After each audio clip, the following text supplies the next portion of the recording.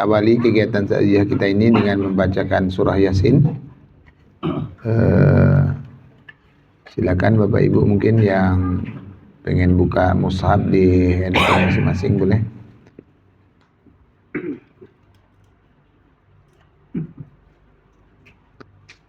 Surah Yasin surah ke-36.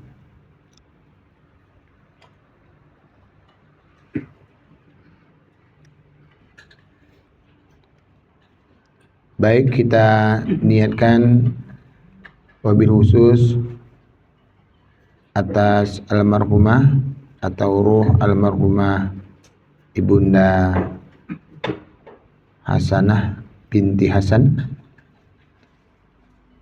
Al-Fatihah. A'udzubillahi minasyaitonirrajim. Bismillahirrahmanirrahim. Alhamdulillahi rabbil alamin. Arrahmanirrahim. Maliki yaumiddin. Iyyaka na'budu wa iyyaka nasta'in. Ihdinas siratal mustaqim. Siratal ladzina an'amta 'alaihim ghairil maghdubi 'alaihim waladdallin. Amin.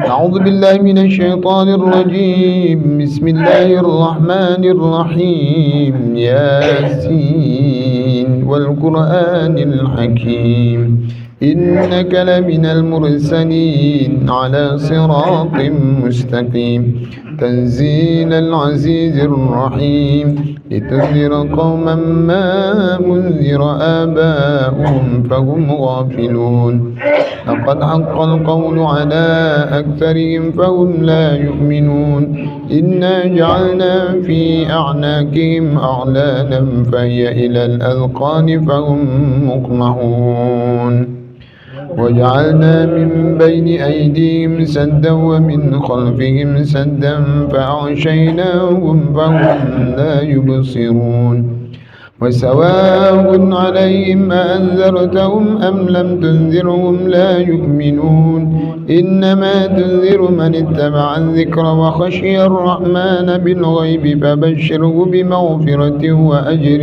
كريم إنا نحن نحيي الموتى ونكتب ما قدموا وآثارهم وكل شيء أحصيناه في إمام مبين واضرب لهم مثلا أصحاب القرية إذ جاءها المرسلون إذ أرسلنا إليهم اثنين فكذبوهما فعززنا بثالث فقالوا إنا إليكم مرسلون قالوا ما أنتم إلا بشر مثلنا وما أنزل الرحمن من شيء إن أنتم إلا تكذبون قالوا ربنا يعلم إنا إليكم لمرسلون وما علينا إلا البلاغ المبين قالوا إنا تطيرنا بكم لئن لم تنتهوا لنرجمنكم وليمسنكم منا عذاب أليم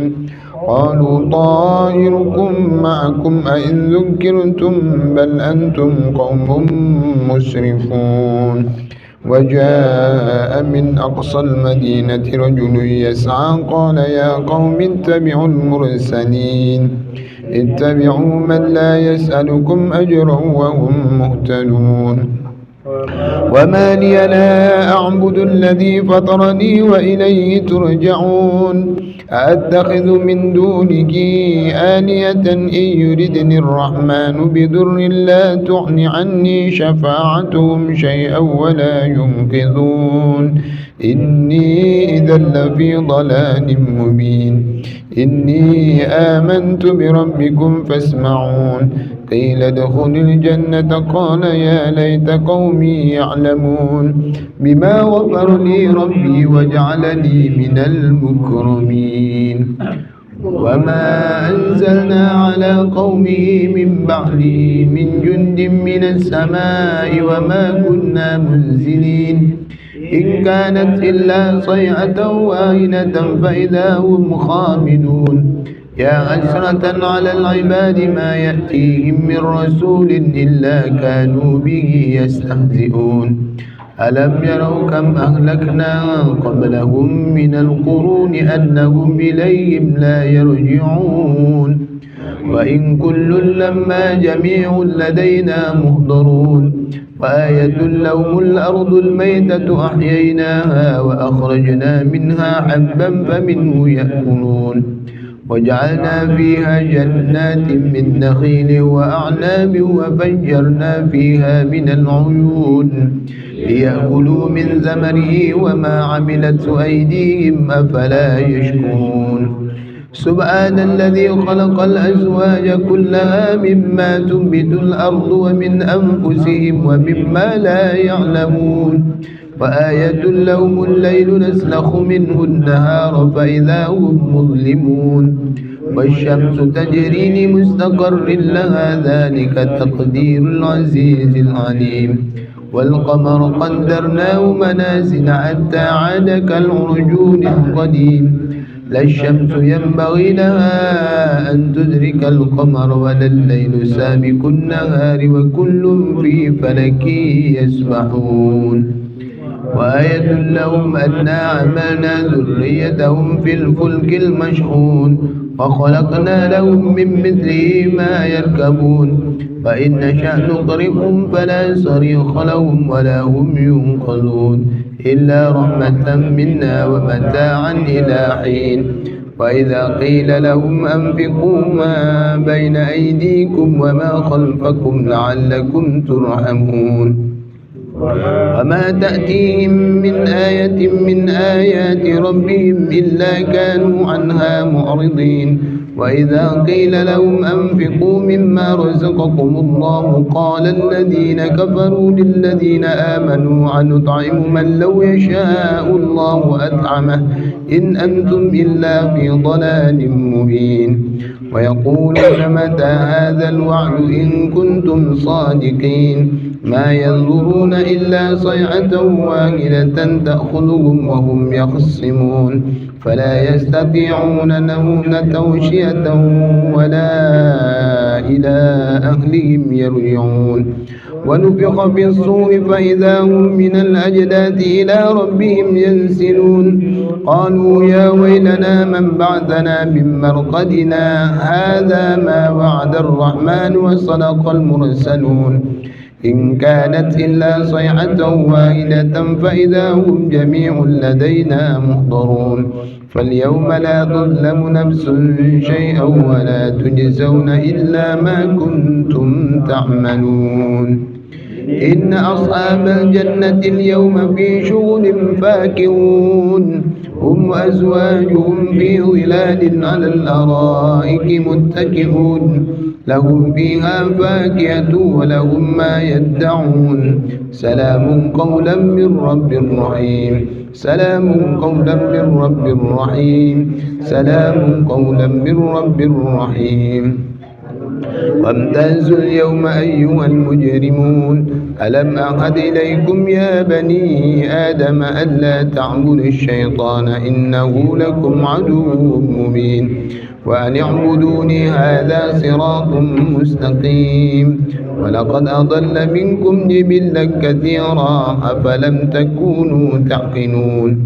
هذه جهنم التي كنتم توعدون اصلوها اليوم بما كنتم تكفرون اليوم نختم على أفواههم وتكلمنا أيديهم وتشهد أرجلهم بما كانوا يكسبون ولو نشاء لطمسنا على أعينهم فاستبقوا الصراط فأنى يبصرون ولو نشاء لمسخناهم على مكانتهم فما استطاعوا مضيا ولا يرجعون ومن نعمره ننكسه في الخلق أفلا يعقلون وما علمناه الشعر وما ينبغي له إن هو إلا ذكر وقرآن مبين لينذر من كان حيا ويحق القول على الكافرين أولم يروا أنا خلقنا لهم مما عملت أيدينا أنعاما فهم لها مالكون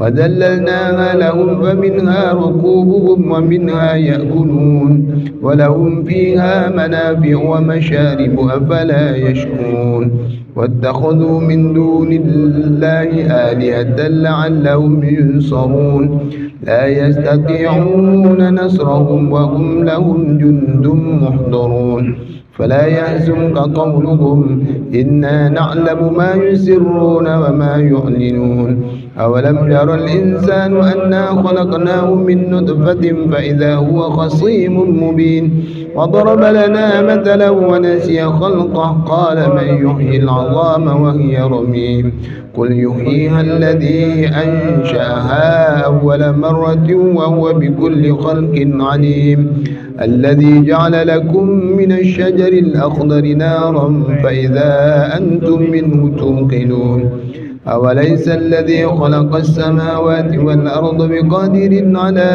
أن يخلق مثلهم بلى وهو الخلاق العليم إنما أمره إذا أراد شيئا أن يقول له كن فيكون فسبحان الذي بيده ملكوت كل شيء وإليه ترجعون صدق الله العظيم لا إله إلا الله والله أكبر بسم الله الرحمن الرحيم قل هو الله أحد الله الصمد لم يلد ولم يولد ولم يكن له كفوا أحد بسم الله الرحمن الرحيم قل هو الله أحد الله الصمد لم يلد ولم يولد ولم يكن له كفوا أحد لا إله إلا الله والله أكبر بسم الله الرحمن الرحيم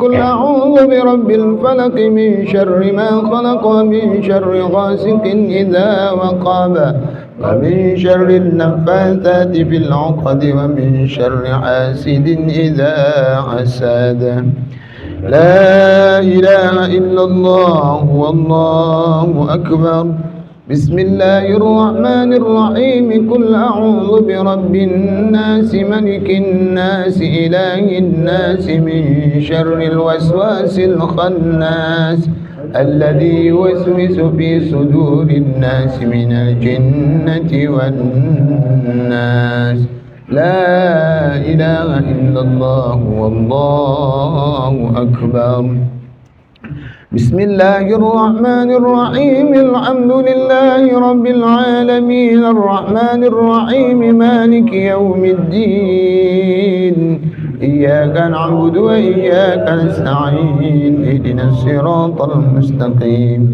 صراط الذين أنعمت عليهم غير المغضوب عليهم ولا الضالين آمين بسم الله الرحمن الرحيم ألف لام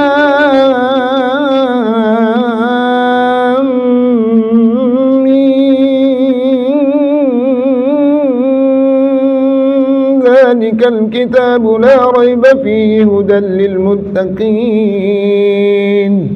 الذين يؤمنون بالغيب ويقيمون الصلاة ومما رزقناهم ينفقون والذين يؤمنون بما أنزل إليك وما أنزل من قبلك وبالآخرة هم يوقنون أولئك على هدى من ربهم وأولئك هم المفلحون صدق الله العظيم